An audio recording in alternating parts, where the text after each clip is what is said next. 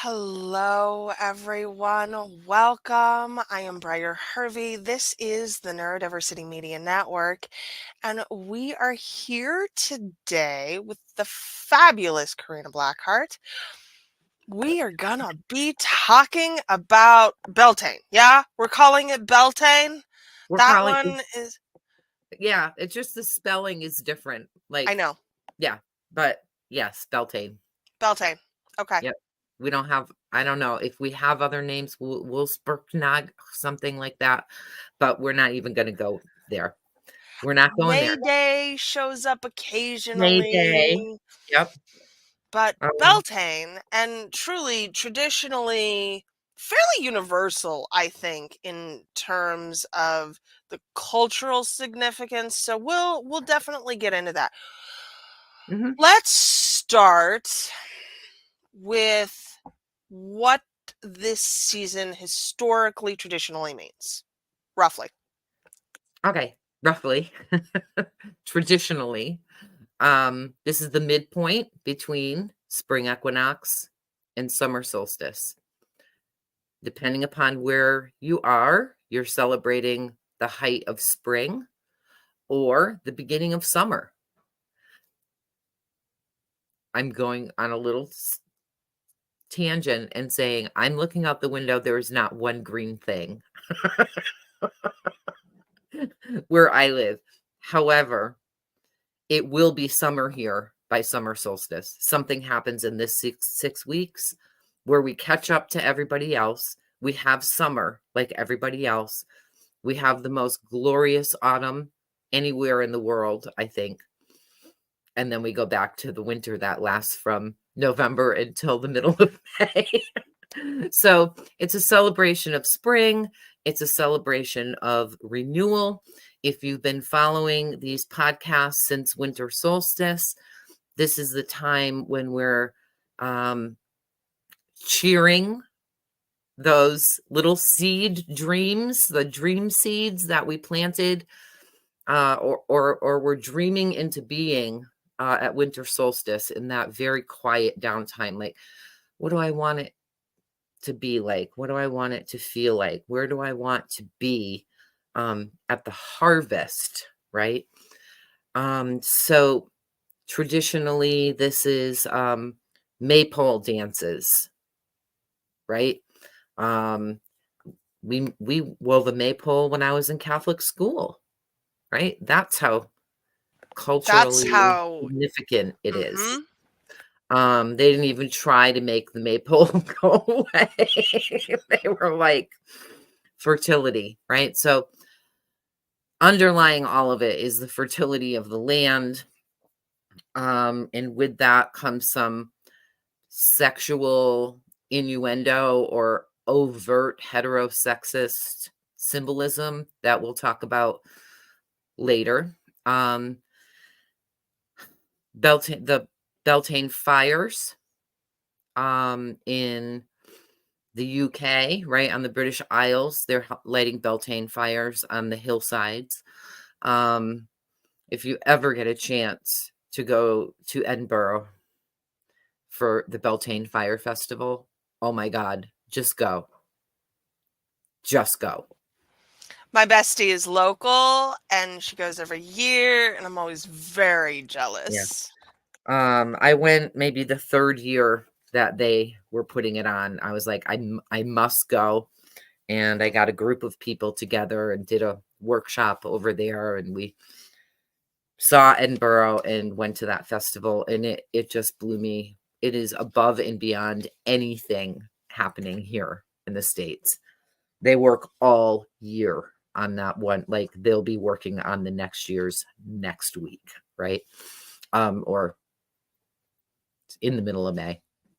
Um, so maypoles, the Beltane fire, traditionally it's said that the druids would build the fires with their invocations and incantations, and that they would drive the cattle through the space between two big Beltane fires to purify the land, the animals, good harvest, all of that.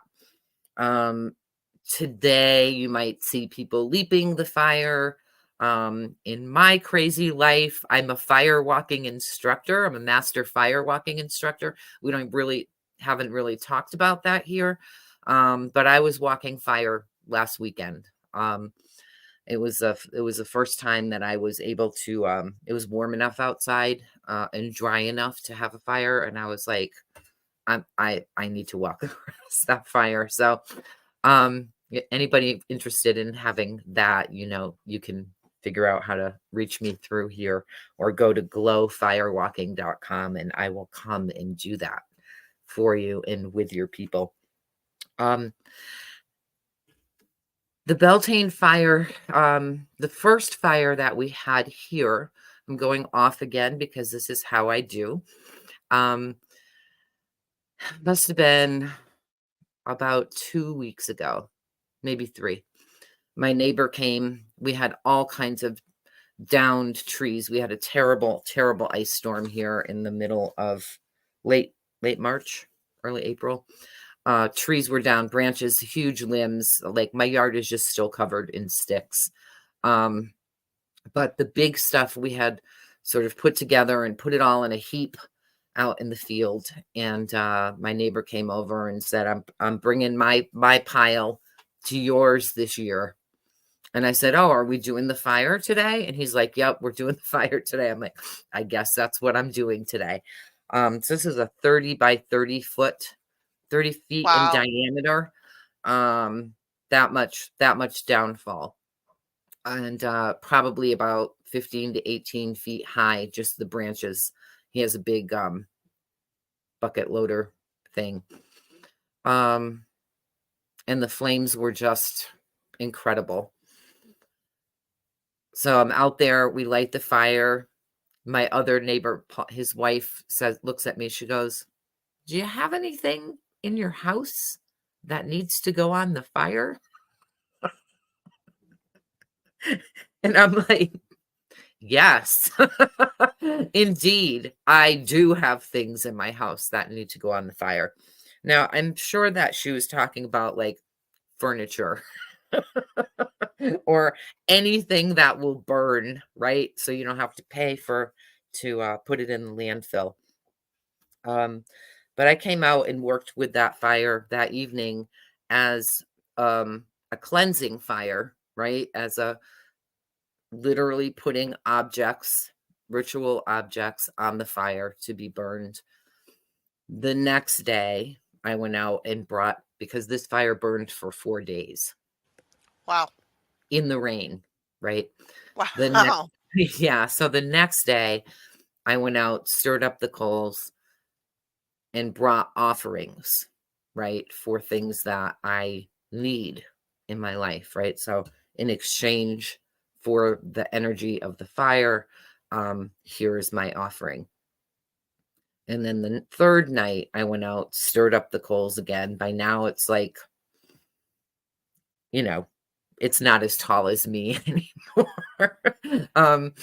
And that night was for giving thanks, right? So offerings to give thanks. And it occurred to me, like, this is a tradition here, right? This happens here where I live every year in April. That's the month that we're permitted to burn all the stuff that happens on agricultural land, right? And I wish that my neighbor gave me a little more advance notice. But when it's time, right? When the conditions are right. So I want to suggest that perhaps, unless you had people, druids or priests or priestesses who were really keeping track of astrology, that these kind of agricultural traditions traditionally didn't happen according to a Gregorian calendar, right?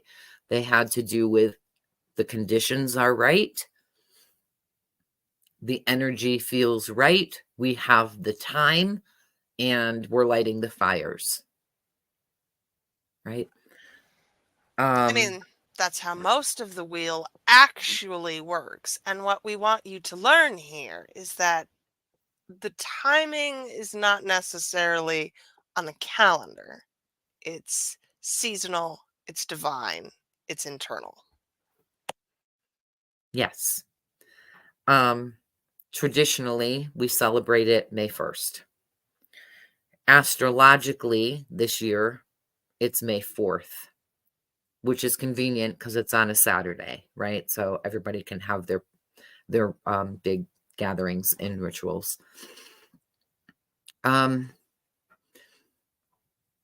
So when I was like reviewing notes and research, it came up that they think that the tradition of the maypole came from Germany. I don't have any more information than that, but that it's Germanic in origins. But and it showed up on the British Isles. Don't kill me for being the deliverer of information, okay? After the British had colonized parts of Africa and India, and that these maypole dancing, weaving rituals are found in both of those places earlier. So we're also Uh-oh. seeing how colonization, right, moves, appropriates and moves things out of their origins. And because we are Westerners, we like the story. Because of white supremacy, we like the story of these rituals originating on the British Isles. But it was really when it showed up there, it was colonized. The Beltane fires, those have always like time immemorial, the Beltane fires, right? But the maypole thing, not so much. And interestingly, in Edinburgh, no maypole. May Queen, right? The story of the May Queen and the May King and the battle between the old king and the new king. That's embedded in that ritual really beautifully. And stories of the land spirits, right? The water spirits, the earth spirits, the fire spirits, the air spirits. But there's not a maypole there. And I have a dear friend who is part Irish, and they just started a few years ago publicly building the fires on the hills in Ireland as well. I think that they may have been doing it privately, but then they opened it up, and so there's a big festival there now as well. And oh my gosh, horses and the pageantry and just beyond, right? But this is the people saying, those are our traditions. Those are the traditions of this land. And we're bringing those back. Again, not a maypole in sight, right? So the maypole, can we talk about the maypole? Let's talk about the maypole. Let's talk about the maypole. So if you're not familiar, if you're like, I don't even know who this lady is or what they're talking about, but I'm going to listen. The maypole is a pole, right? Usually a tree that has been cut down and then replanted in a hole in the ground. So the heterosexual active intercourse is replicated in this ritualized action, right? I have way in the past, led rituals where the men went and cut down the tree and they carried the tree and the women dig the hole and sing and bless and then the tree is placed in the hole. The tree is also decorated on the top with usually a big wreath of flowers with ribbons coming down. The ribbons come all the way down, and people take a ribbon and they face one another, and we weave in and out, right? So up and down, and it creates this beautiful woven cross hatch kind of pattern along the tree trunk. It's beautiful. I think the issue, even back then, right? Even this was like 1992 or something. Even back then, the issue was this feels a little exclusionary, right? And in some instances, some Beltane rituals I've been to where the maypole was done, it's very big here in New England. It's a really big thing. That the men would go get that pole and the women would sort of guard the circle and be like, oh no, don't bring your tree in here. Okay. Like, and the men would break through the circle. And I was like, oh, so we're enacting a rape scene here. Yeah. If we're using this metaphor, if we're enacting this symbolism, we are ritualizing rape. The rape of the earth, specifically. Yes, but also because the symbol is heterosexist human being performed by humans, right? We're playing out this thing of like, she said, no, we're going to force our way in, right? So that's kind of when I lost my um my love of that ritual, because it wasn't about love making, it was about force. It wasn't about consent. There was more energy in the resistance and the breaking through the resistance. And of course, now, we understand, we've learned, we've been told, we've been schooled, we've taken it in that, our communities are not all heterosexual people, and they don't appreciate the heterosexual symbolism of the pole in the hole, right? So what do we do about that? Some communities have figured out how to maneuver to manage that by saying anybody who wants to carry the tree can carry the tree. Anybody who wants to dig the hole can dig the hole. And that seems to work for those communities, right? Or they'd be resolving it over again, we would hope. And some people have done away with it entirely. Some people have found other ways to do a kind of communal weaving thing, because that's an important piece of the ritual, is this weaving our dreams, our magic, our power, our desires, our blessings together, right? Making that pattern where we're all woven together. Super, super important. So how else can we do that without this cis hetero patriarchal symbol? One way is to take big balls of yarn, right? Or ribbon, and sort of weave them around each other, right? Weave each other to each other, right? Toss them across the circle, weave them around you. And then at the very end, you can sort of slide all the ribbons off of you and stake them to the ground. You have a beautiful pattern that evolves and is woven on the ground. Other people hang a ring from, if you're inside, you can hang a ring from the ceiling and attach the ribbons to that. And you can still get that crosshatch pattern. It's just not around a tree. It's just you're making a cord, right? So also really beautiful talisman or symbol of your community, right? People can take pieces of that home, or the community, whoever holds the container for the community, can hold the cord. So there are other ways to do this if the maypole is not your favorite preferred way of celebrating Beltane together. So I wanted to make sure that we address that in a clear, non-confrontational way. Because it's been a point of conflict and pain for some, over the decades. But I'm hoping we're beyond it now.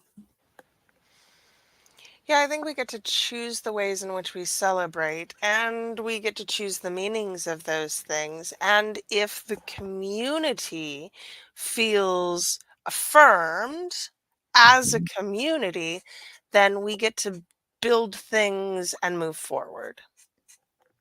Yeah, we can absolutely build something else entirely, right? Um, I hope that one of the things that this series of podcasts and blog posts and emails and meditations and workbooks does is to give us permission to ask, to become curious. What else could we be doing? How does that work with what's happening on the land where I live on? I understand that for most of us, paganism is our second religion, right? There's whatever we grew up with, and then we chose this other way. And one of the things that I ask my students to do very early on is to question not only the overculture, but the subcultures that we've chosen.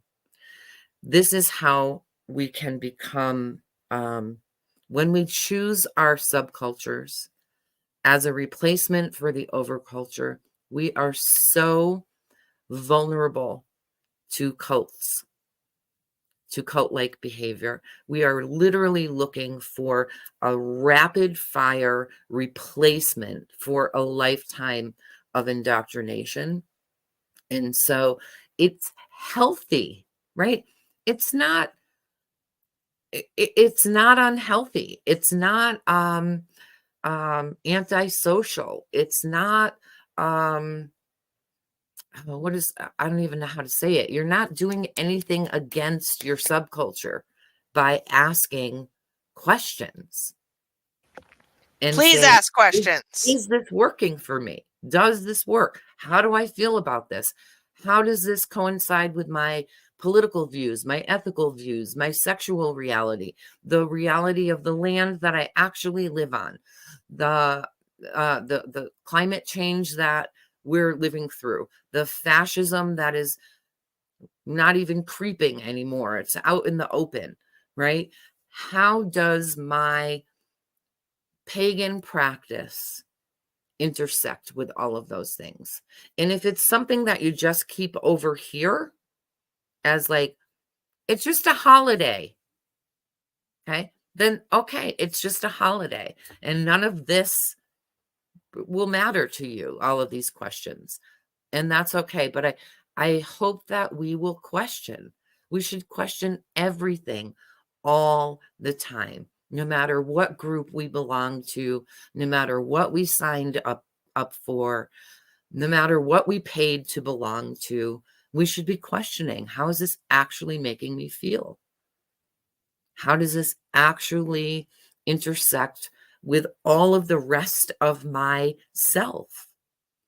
And again, when we come to paganism, especially when we're young and we're in rebellion, right? Against our parents, against tradition, against the overculture, against the religions that we grew up in. It feels very powerful to choose a different path. And I just want to say it's also a really vulnerable place to be when you are looking to replace your worldview. There are people who will come in and they'll replace it for you, but they'll own you, right? You don't ever want your mind to be owned. You don't want to join a cult. And we have them in paganism. We have a lot of cult leaders in Cults paganism. of personality, yes. Yeah. Yeah. for sure. And so question that as well. Part of asking questions too gets us to the deeper magic, and that's where I want to go next. Mm. So much of this season really invites us into the deeper layers of the work and the magic. What does this time mean for you?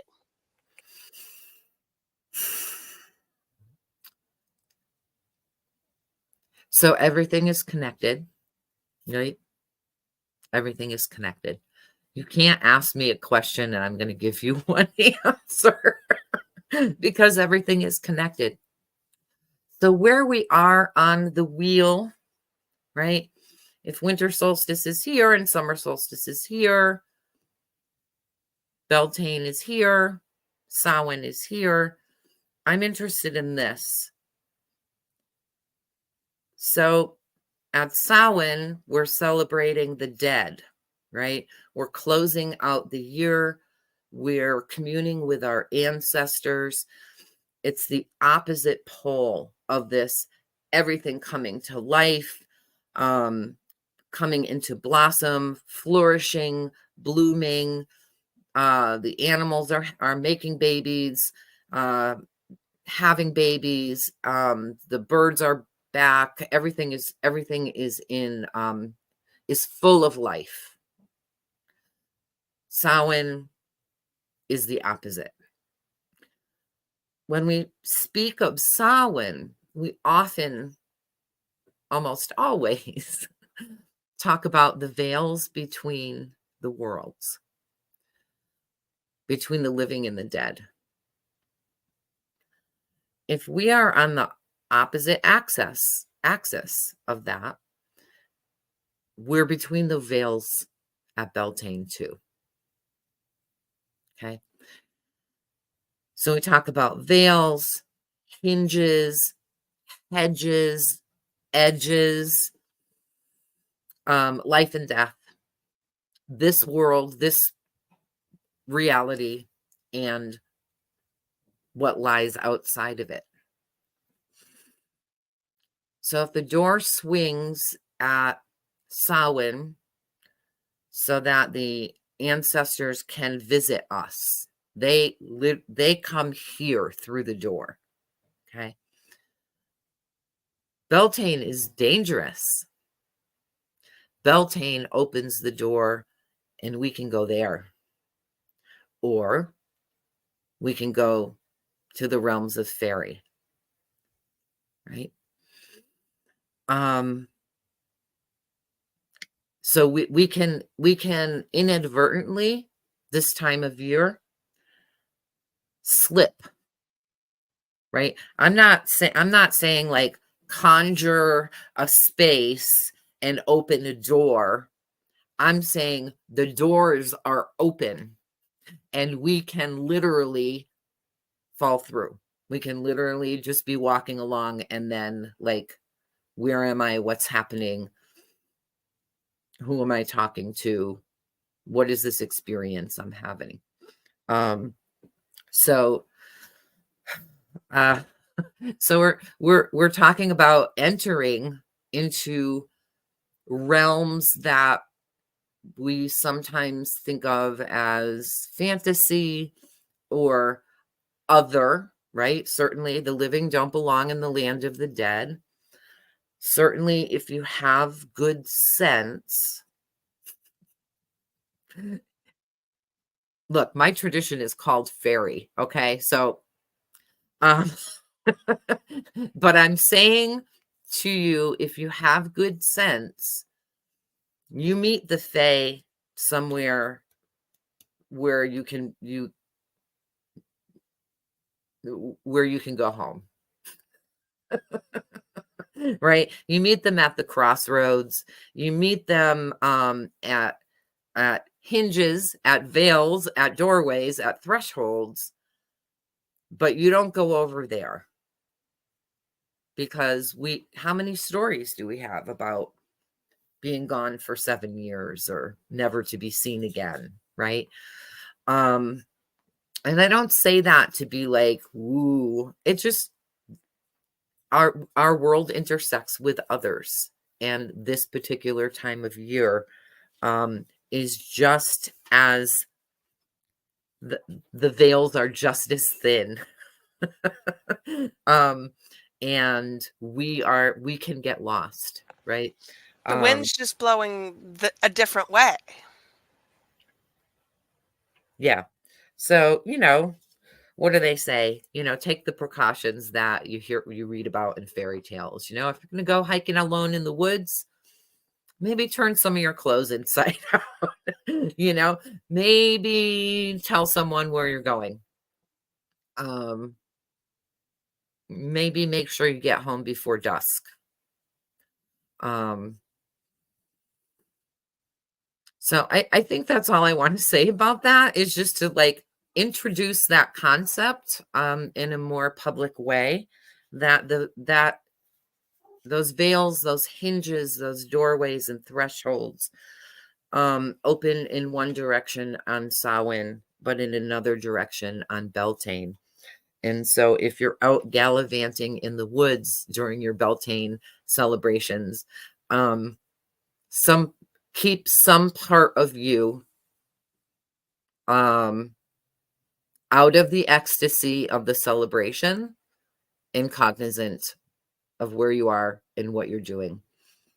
Yeah. And if you're out in the woods, bring offerings, like real offerings to the fae, that and you'll have to ask them. You'll have to have a relationship with them where you are and ask them what they want, and they want different things in different places. It's very much about being in relationship, which I think brings us back to the seeds that we planted at the solstice. So Mm-hmm. let's talk about what that looks like. I'm not sure what you're asking, because you're talking about relationships and the seeds, and I'm not getting the connection. So let's talk about how the seeds that we planted at Yule have started to blossom into new things. That's where we're at. Right. So the Sabbats are a great time to check in, right? Like, how's that going? What was I thinking about at winter solstice? So we weren't at winter solstice planting seeds. We were sort of dreaming about what would we like our garden to look like, right? The garden of our life. By breed, we were ready to hold those seeds, bless those seeds, make decisions about, like, do I really want that seed? Or is that something that should wait till next year? So at breed, in bulk, Candlemas, all the names. That was a time for sort of cleansing, clearing what we weren't going to carry forward, and to really breathe life into what we wanted to be planting, right? Getting very much clearer. We went from dream time to clarity and creative fire, right? Sometimes you need to put seeds in water for a few days before you put them in the soil, so that it softens that outer shell. So that's sort of where we are with breed. Just getting clearer and clearer and clearer about, what am I planting in this wheel of the year? Spring equinox, we put the seed in the soil. We talked about, we think that it's easy for a seed to burst from its shell. And it's not. That little seed is doing so much work there in the moist, dark, cool earth. So again, we want the momentum so bad. We're like, when is this gonna happen? What can I make happen? And there's still a time of waiting, right? As the seed bursts through and sends down its first root. All of this is happening in the unseen, right? We're watching the top, right?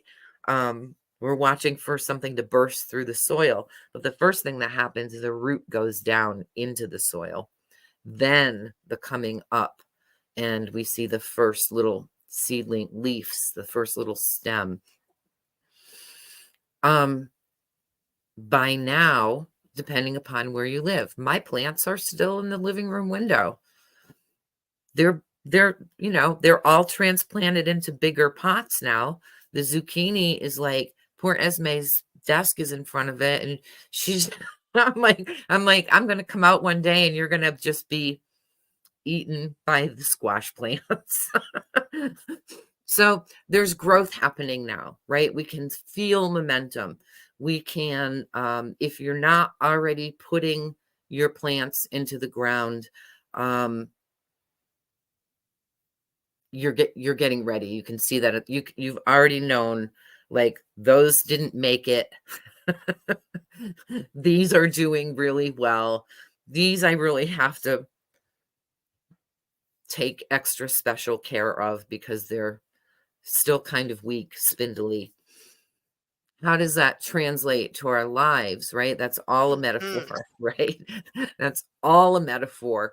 So spring equinox until now in our lives, I don't know about you, but this astrology took me out, right? And so all of that underground work that the seeds are doing, my little seedlings, some of them are still only this big above the ground. But when I take them out of their, whatever that cardboard seed thing is, to put them in a bigger pot, underneath is all roots, right? Like their roots have really established.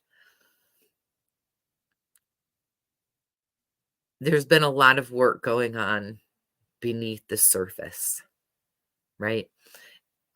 Between spring equinox and Beltane.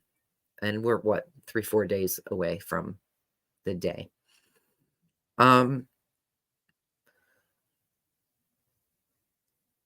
I on the one hand, that work is exhausting. I know that I spent 3 weeks just being like, everybody leave me alone. I'm not talking to anyone. I don't want anybody's opinion. I don't want anybody's help. I don't want anybody's ideas. I don't want anyone's healing energy. Like, everybody move out of my space and my energy field so I can take inventory of who I am and what I'm growing here. Right?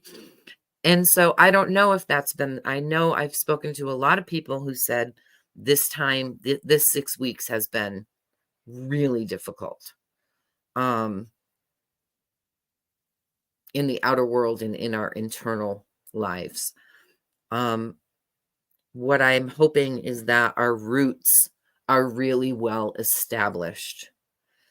Just because it was hard work making those root systems that are going to support and sustain us as we move forward, just because that work is way harder than we ever remember it,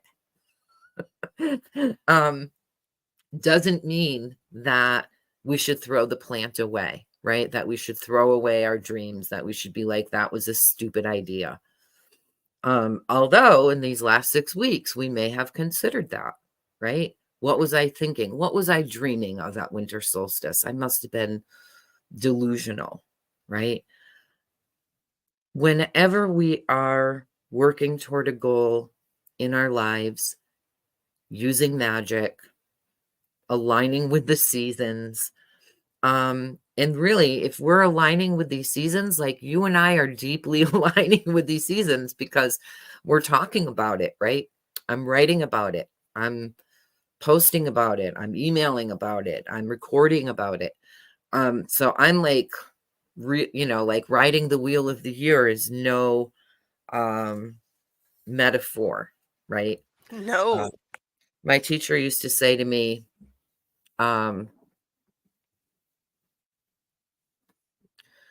something to the effect of, when you're riding the wheel year, be careful not to become a martyr to the wheel year. Okay. Because the wheel year doesn't end well. The stories of the solar god, right, don't end well. He's cut down. He's sacrificed, sometimes 4 times we're in the growth period, but come Lammas, we just kill him and kill him and kill him again. Right. And so, when we're when we're on the wheel year ride, remember, right, not to allow yourself to become martyred to the mythology, right? We can ride on the bus without being the bus. Does that make sense? We can, yeah.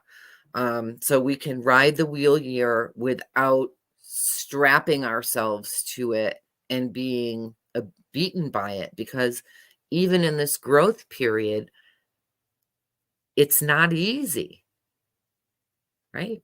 It's not easy. So right now, roots are down,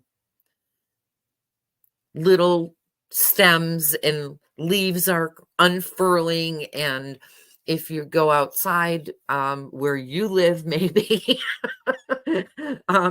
leaves are unfurling on the trees. Things are flowers are in blossom. There's a lot of hope. There's a lot of energy in the air, right? At the same time that sometimes the only place that we're finding hope right now is if we go visit nature, if we pay attention to nature, because the world is a shit show, right?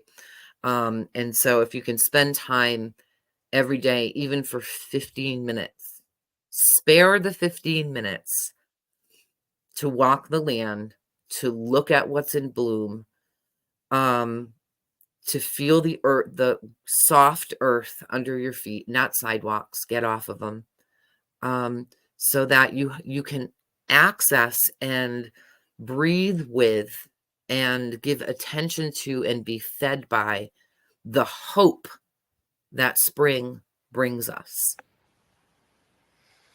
And you have a very specific ritual, tradition, thing that you like to do at this time? Um, It's in your notes, Karina. it's in my notes. The monster dance. Oh, I love to do the monster dance anytime. That's why I was. So the monster dance is when we are exhausted from putting our roots down and doing really incredible cellular, massive growth that may not be showing up the way that we want it to, as fast as we want it to, or any other time that you're feeling again, where I live, there's very little sign that spring is ever going to actually get here. So the winter doldrums, right? Seasonal affective disorder, depression disorder, any of the heaviness that we are still carrying with us from the winter months, from the darker time of year, and any internal self-directed, self-inflicted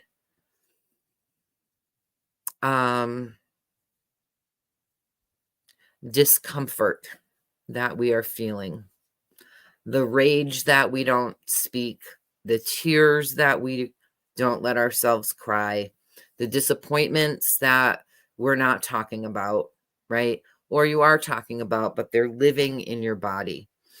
The monster dance is a ritual that I developed a long time ago to give expression, not in conversation, right? Not where you're telling someone about it, but expression through the body.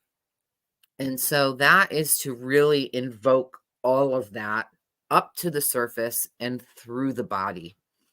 So that, and to give it movement, to give it sound that is not verbal. Okay.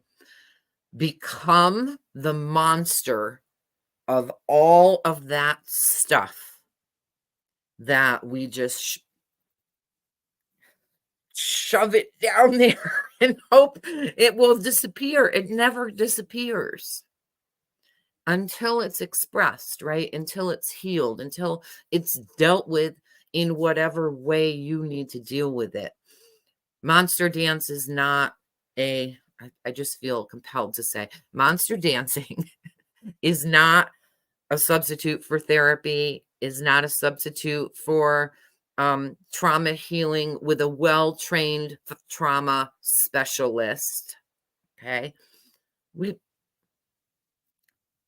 Okay. Um, it is a way for you to express it, get it out, see it, move it, right? So you may just start out like, right? Really like low guttural sounds, and let yourself stomp around, make noise, be something other than this put together human being that we have to be every day, right? Let that wild, dissatisfied, angry, depressed, raging part of ourselves up and out.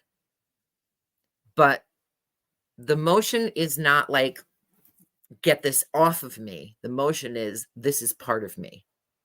So how do I move when I let that part, rather than the put together human part, come to the fore? Eventually, and I guarantee, part of you is going to see what you're doing and start laughing, right? Part of you is going to recognize how ridiculous trying to hold all that stuff inside is. We are not a storage unit for all of our bad memories, our bad experiences, our negative interactions, the insult somebody said and they didn't even mean it, right? We are not supposed to just hold that forever. We're killing ourselves. That lives in the body. It makes us physically ill with diseases that kill us. At some point in the monster dance, something will shift. And you'll be like, oh my God, I'm such a drama queen, right? Or look at me being a monster, or this is the most ridiculous thing I've ever done in my life. And you'll start laughing, and you'll laugh and you'll laugh. You know, when I lead this, people are rolling on the floor, and then they're laughing because it's so ridiculous how we're laughing, right? Laughter is cleansing. Laughter is healing. Laughter will take the space that you just made in your body and fill it with life force. So if you're feeling the stuck and the doldrums and the depression, or you're self-abusing in some way because your garden isn't in full bloom all the time, year round, you show up like a perfectly manicured botanical garden, right? We beat ourselves up for that. So this is a perfect time of year to sort of like just get that off and have fun. I mean, Beltane is fun, right? Jumping the Beltane fire, fun, right? Dancing and drumming around the Beltane fire, so much fun. Weaving the maypole or doing community weaving, a great time, right?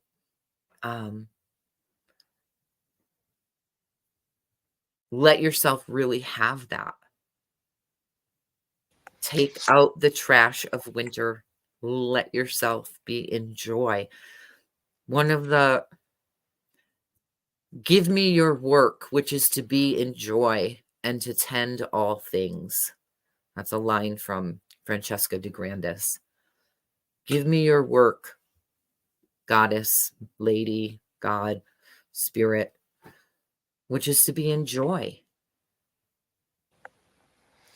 And a big part of this here, while previous traditions have been solitary or internal, is that almost all of this work is done in community. Yeah. Well, we've been inside in the winter, right? Unless you live somewhere where, I mean, I don't know. I don't live in Florida. I lived there for 2 years. I was like, why is everybody out? It's winter. Um, but it's the most beautiful time of year, right? And then July, why is everybody in? Because it's summer and it's dangerously, horrifically, disgustingly hot in July. So if we experience winter, we've been inside. When you experience the waning light, the very little sunlight, you, something happens to us chemically in the body, and we turn inward as the light is low, as the sunlight is low. And so since spring equinox, which is only 6 weeks, right? I mean, the light has been growing since winter solstice. That's why we started this then. But now, I mean, the sun isn't setting until 8 p.m. The sun woke me up this morning at like 10 after 6. I was like, good thing I have this little eye mask I can put on and go back to sleep, because you are too much this morning. I'm not ready for that yet.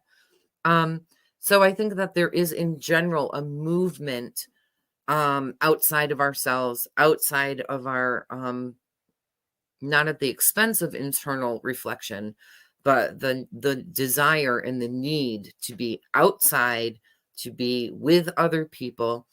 And I'm a deep introvert. I'm as introverted as you are, Briar. My friend called me last month and said, do you want to go to this thing, And I was like, when is it? She's like, it's like in 2 hours. I'm like, oh no. Oh no, no, no, no, no. Absolutely not. Absolutely not. I am not ready for that. But I said, when's the next one? And it's this coming weekend. And I'm like, I'll go to that because I have a month to prepare. And hopefully I won't be like in my feels about eclipses and whatever.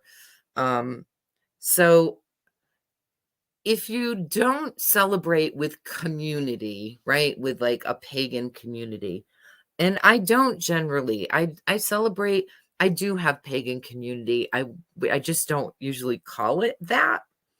Pagan is not usually a language that I use for myself. It means something else to me than what I do. So I celebrate with my witches, with my kids they're my kids. They grew up with me, right? My house is full of people like me. And so we celebrate together. You won't find me at a big festival. That's like 20 years ago, you would find me there.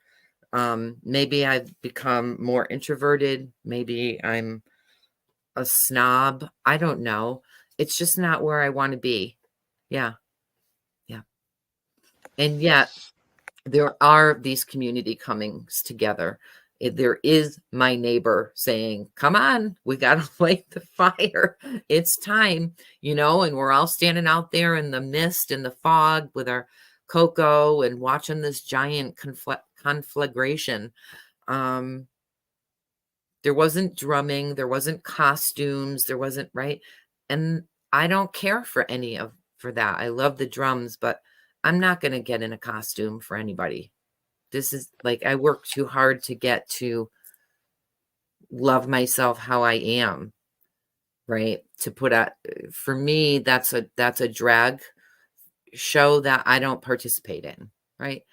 Um, but it's okay that other people do. That's how people move into the state of feeling enchanted, is right, to change the outer, and that shifts something inside. I understand it. It's just not my way. That's because we get to choose the way that we build community. Mhm. And we get to choose the way that we be in community. Hopefully, hopefully we feel free to choose the way that we show up in community. Yeah. hmm So, Yeah. how can people be in community with you, my friend? Whew. These days, the best way to be in community with me in like a really relaxed space is to join the conspiracy of Crohn's. Um, I'm right now, I'm calling it the most wholesome conspiracy on the planet, right? um, we get together for about an hour and a half and we just check in. We just see, how's everybody doing? What does anybody need? What are you going through? What do you have to offer today? Right? And it's very, very informal. Conspiracy of Crohn's. I also offer some guided meditations there. I also offer some blog posts that nobody else sees there. I'm hoping to start a book reading club this summer, with some of my favorite crone authors and um, feminist authors and witchy authors, the places where those intersect, that I would love to share with other people who may or may not have read them. So that's starting this summer, probably in June. Um, so that's like the easiest thing that you can join. There is a membership fee. You can join my mailing list. Go to thecroneherself.com, which is my website. You can see everything that I'm offering there, and check back frequently in the next 3 to 6 weeks, because I have a whole bunch of new stuff that I am really, really excited to offer. So different ways to work with me one-on-one and work with me in group settings where I'm facilitating. Let's use that word. Um, where else? You can find me on social media. You can find me here. You can find me on Substack, as the crone herself. I am eager to see those seeds that you planted earlier this year and see what they develop into. Yeah, All me right, too. y'all. Thanks so much, Briar. Karina, this has been, as always, fantastic. Uh, for subscribers of the Neurodiversity Media Network, you'll find the meditation and the workbook below. For everyone else, you can find that on Karina's website. There'll be links everywhere. I hope that you engage with this season in community in the best ways that you can. We will Mhm. see you next time. It'll be summer. It'll be summer. It'll be We will have amazing. bloomed through spring right into summer. Have an amazing spring into summer, and we will see you then.